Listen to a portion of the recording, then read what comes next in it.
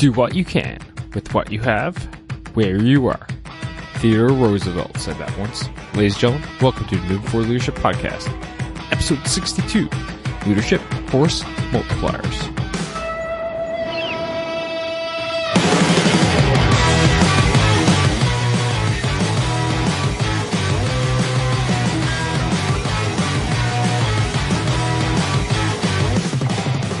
Hey everybody, welcome to the Moving Forward Leadership Podcast. It's your host and founder, Scott McCarthy. And I'm back with another great episode as far as I'm concerned. And I'd like to say a shout out to all you new listeners out there. Welcome. Welcome one and all. You guys are listening to a leadership podcast built around one thing only. Making you a better leader. And I don't care what type of leadership role you're into. You're a big business, small business, government, not-for-profit, or heck, a state-owned parent. We all need leadership in our lives, right? So that's why I'm here with this show and the Moving Forward Leadership umbrella, per se. And if you wonder what the umbrella is, well, I got a few different things on the go with Moving Forward Leadership. There's the podcast, which is by far the biggest, but as well, I also have the Moving Forward Leadership Mastermind, which is my free Facebook group, exclusive Facebook group for all you listeners out there. And if you just go to movingforwardleadership.com/mastermind, that link will actually take you to the Facebook group where you can actually come on in and join in on the leadership discussions where I throw out things daily. And you know what the coolest thing about the Moving Forward Leadership Mastermind is? I invite all the guests there. So all the guests that I have on the show and sometimes will have on the show, for example, next week's episode with Chris Williams, he's been in there for quite a while now. And Chris and I are going to record this week his episode. So you can come on in and have those conversations with me, with them, and amongst yourselves. It's an awesome resource. And then the final thing, under the umbrella is my coaching as well. Which is not free. But if you're interested in leadership coaching, you need some help. And you know what? Don't be shy. We all need help from time to time. This is where I'm at. So just reach out to me in any medium format. You can just swing by the website, movingforwardleadership.com, and hit the contact me page. And from there, we can discuss where your problem sets are and where I think you should need to go as a solution path. And we can definitely discuss, okay? So again, that's just movingforwardleadership.com and just hit the contact me page. All right. So it's definitely been good getting back into the groove, and it's definitely taking a little bit of time to get a little bit of rust off, but we're getting there. Definitely getting there. And today I want to talk about something which may be a little bit out there for you. And that is the whole ideology of leadership force multipliers. And you're probably thinking right off the top of your head, Scott, what the heck is a force multiplier? Well, it definitely is a military term, okay? It's something that I've taken out of my military experience and am applying it to leadership in a daily basis. So what is a force multiplier? Well, I'll tell you where the whole term comes from. And when we talk about force multipliers, basically what we're saying is when we have a force, such as a brigade, for example, and that's like 5,000 soldiers strong. It's when we add an asset to that formation, and then suddenly it immediately gets that much stronger. It's like, okay, I have this brigade. Well, we bring in helicopters. Boom, that ups the force multiplier like 1.27 or something, for example. We have those numbers figured out. So that formation now is that much stronger because that asset has been brought in.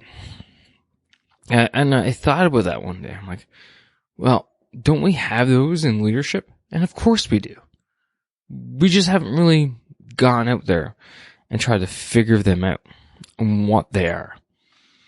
So today, I'm going to let you know about five leadership force multipliers that I believe in and have and think will definitely work for you in your team, in your organization, in your future. And the first one of those is vision. A vision is a force multiplier because it gives you the direction in which you and your organization needs to flow towards. Okay? Without vision, you're just spinning your tires.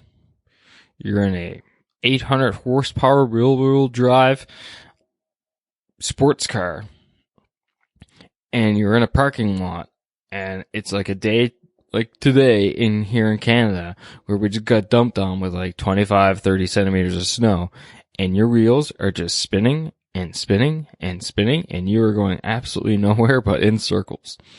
That's what happens when you don't have a vision. So why is vision a force multiplier? Because it allows you to get that traction. Suddenly the snow disappears, the tires hook to the road, and that 800 horsepower beast is just launching down the road at Mach 5, right? Just going. And that car is your organization, and you're the driver. But without that vision, you're just spinning your tires. You're just going to keep going around in circles. But vision comes in. Here comes the grip. And away you go, right? A vision is absolutely necessary for an organization to move forward. So when you lean on that as a leader, that's where you're going to get your force multiplication to come into effect, because suddenly you're going to line up yourself, your people, and your organization all in one shot. Everybody is going to be leaning towards lining up and moving in that exact same direction towards that goal, towards where you want your organization to be in 1 year, in 2 years, maybe 5, maybe 10, maybe all the above. Doesn't really matter. As long as you got the vision for that, for your organization, right?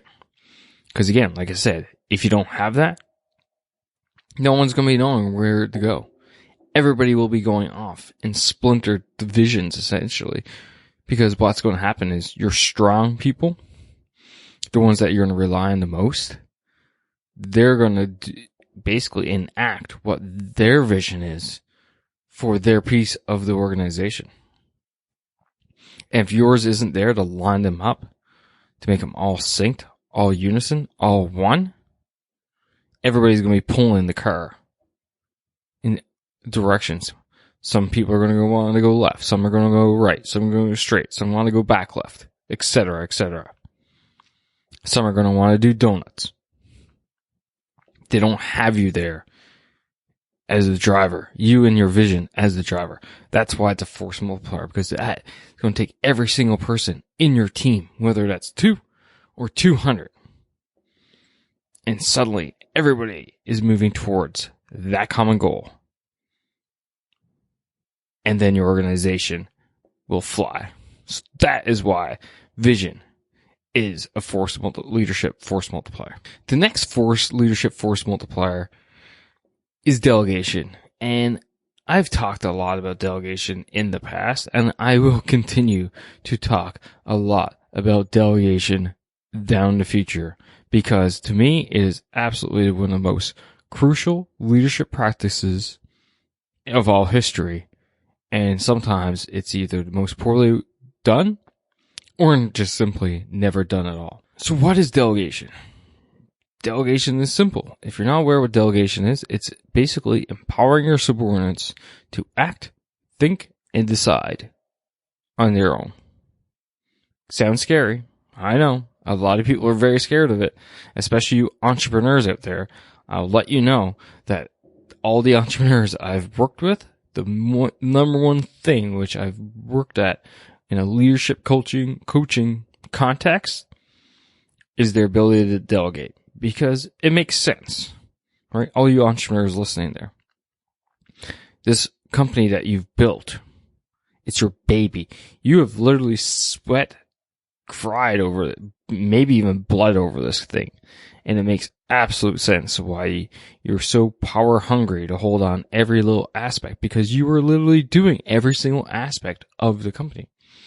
But as your company grows and more people come on as staff, you need to start letting those strings go. You need to start giving up little pieces of the organization to those other ones, other people, so that they can take it and run with it. And you need to focus on the strategic level vision and execution of the organization. And that's what delegation is all about. Delegation is all about giving away those tasks that aren't necessarily that you have to do. That has to be you. Okay? And even then, when appropriate and when able to, try to take those that you say you have to do and empower those below you to do them. That is delegation. And why is delegation a leadership force multiplier? It's pretty simple. You're empowering everybody else in the organization to take action, to do things, to use their initiative, to push forward. And that leaves you to worry about the strategic level issues that only you can deal with as the leader of your organization. And again, maybe your organization is 2 people large or 200. It doesn't matter. The principle still applies. Whatever the strategic level leadership looks like, that's where you want to be. An effective delegation multiplies your ability to be a leader because it frees up your time. It empowers your people. It shortens the decision-making process time. It shortens turnaround and communication especially with your customers if you have them. And it's going to keep going on and on and on about the benefits of delegation and why it's a force multiplier. Because all suddenly, and this will couple with the next one, you're going to have multiple yous running around the organization. And when there's multiple you running around the organization, everything moves so much faster. They're not waiting on you anymore to get out of that 3-hour meeting that you've been tied up with all morning to make a decision, which literally took 30 seconds of explanation. And you know your people can make that decision anyway. Okay. Effective delegation will multiply the strength of your organization to infinity. And then turn around and enable you guys to move forward.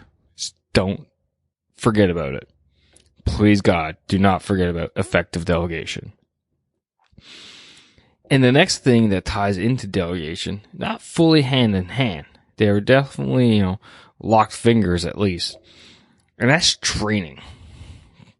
And training for yourself and training for your people. Delegation can be used as a training tool because, in fact, you're teaching your people how to do your job, right? Or how to do someone's job, take on more responsibilities. But let's not forget about formal and informal training too for yourself and your people. Because, let's face it, the world will never stop changing. The more you learn, the more your people learn, the better off you will be because you'll continue to be at the tip of that spear with your knowledge. I've always said the moment that you stop learning is the moment you become useful to your organization. And why that is? It's simple. It's because the world changed so freaking fast today. Just why I said that, something just changed in the world. We have no idea what yet, but something definitely changed. So you have to be up on your training. You have to be consistent and up to date with your training so that you and your team can keep your organization at that tip of the spear. Right? You do not want to fall backwards. Because once you start falling backwards, it is so hard to get back up there at the tip up at the tip. Generally, organizations, once they fall back, they either don't return or it almost destroys them or sometimes does destroy the organization to get back to the tip. And training is one of those things that definitely can help mitigate that. So that's why it's a force multiplier. Suddenly, the education value within your team goes up, and suddenly they're able to think differently, act differently, come up with new ideas. Okay? Training is absolutely crucial. And again, that can be formal, it can be informal. You just have to find the different ways to go about it. Some examples of informal training. One could be this podcast. This podcast is exactly an example of informal training, or delegating your tasks to someone. Formal training, obviously, conferences, courses, degrees, diplomas, those types of things. It'd be great, I'm sure, that most organizations, or your organization, had most of the people with MBAs, for example. Not really realistic goal to have, because one, not everybody wants an MBA, and two, it would be uber expensive in time and money to give everybody an MBA, but still, it's an idea, right? It's an idea of, just think about all those things that come with an MBA, the critical thinking skills, the planning skills, the networking skills. Wouldn't that be great to have in your organization? So look out there, always find ways to enable training for both yourself and your people to keep at the edge of that spear, to be at the tip of this spear. The next leadership force multiplier is vacation time, believe it or not. Yeah, seriously, vacation time. Getting away from work. And that could be a weekend, or it could be a full week, or 2 weeks. But you need to take time away from the job. You need to learn how to delegate effectively so that you can take the time away from the job. Believe me, it will not burn down. If it does burn down, you might as well just stay on vacation anyway, because most likely it would have happened even while you were there. But I say vacation time is a leadership force multiplier because it allows you time to unwind, relax, but not focus anymore on those problems that you've been trying to solve for God knows how long. And when we try to solve a problem for too long, we get what's called tunnel vision. We can only see what's directly in front of us, most likely the problem. But when you go on a vacation, you forget about the problem. Maybe not forget, but you take your mind off of it for a while. And suddenly that tunnel, the darkness around the edges of that problem will slowly go away. And then suddenly the solution may appear out of nowhere. May just appear out of nowhere. And I'll use the example from previous guest Thor Conklin's episode, where Thor was talking about how he was trying to develop his goal setting regime, and he was just missing one key piece. One day he just was on a vacation in the airport, and boom, it hit him in the random spot. He got away from it for a little bit, and it just appeared to him. And that's exactly why you need that vacation time. It happens to me every time. Every time I go away on a vacation, I may be sitting there on the beach somewhere and suddenly go, yes!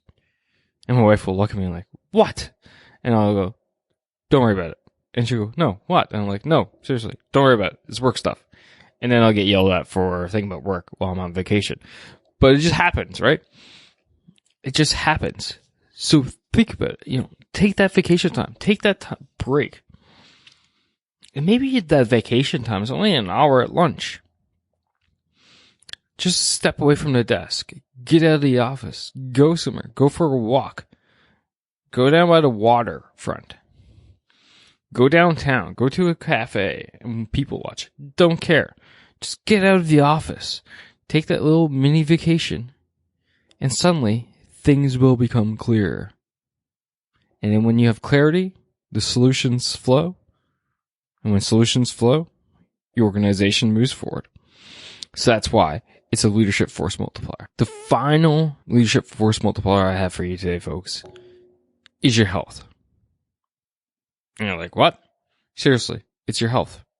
Your physical and mental health are leadership force multipliers. Because if you can't take care of yourself, If you don't take care of yourself, you cannot take care of anybody else, especially an organization. And that's probably the most crucial force multiplier at all. So take the time to eat right, get your sleep, get your exercise in. Heck, maybe you use your exercise as your vacation time during your day. I used to do that at my last job. Lunchtime, every day.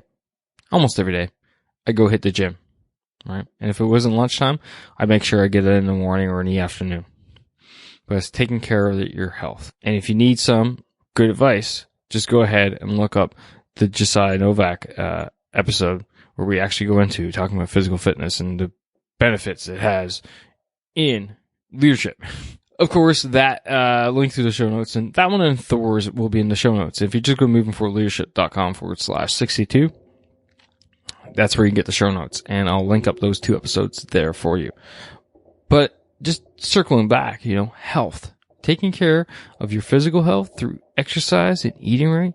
Your mental health through, again, taking those vacations, not burning yourself out. That will force multiply your leadership because it keeps you in check. It keeps you at your peak. And when you operate at your peak, that's when the best comes out. Okay? So just to quickly wrap up, and review, force multiplier is something that makes your organization better. Okay. And the leadership force multipliers that I've discussed today were vision, delegation, training, vacation time, and finally, your health. If you got some other different ones, I'd love to know. Just go ahead, shoot me out, leave me a message, reach out to me, Facebook, Instagram, Twitter. Just go movingforwardleadership.com, and at the bottom, you'll see all my social profiles. Reach out to me, shoot me an email, shoot me a tweet, message, however you want to get a hold of me. I really don't care. But that is today's episode. All right, folks, I hope you enjoyed it, and I would definitely love to hear from you. And remember, R squared, S squared. If you really like this episode and the podcast, rate and review it so others can find this podcast as well, because it's all about helping you and helping others become better leaders. Share it. Share it to somebody who you think could benefit from this episode. All right? And tag me. Let me know so that I can help them out. And then finally, subscribe. Subscribe so you don't miss an episode. And you can do that easy by just going to movingforwardleadership.com/subscribe. All right, ladies and gentlemen, that's all I got for you today. As always, keep pushing, keep trying, keep moving forward. Take care.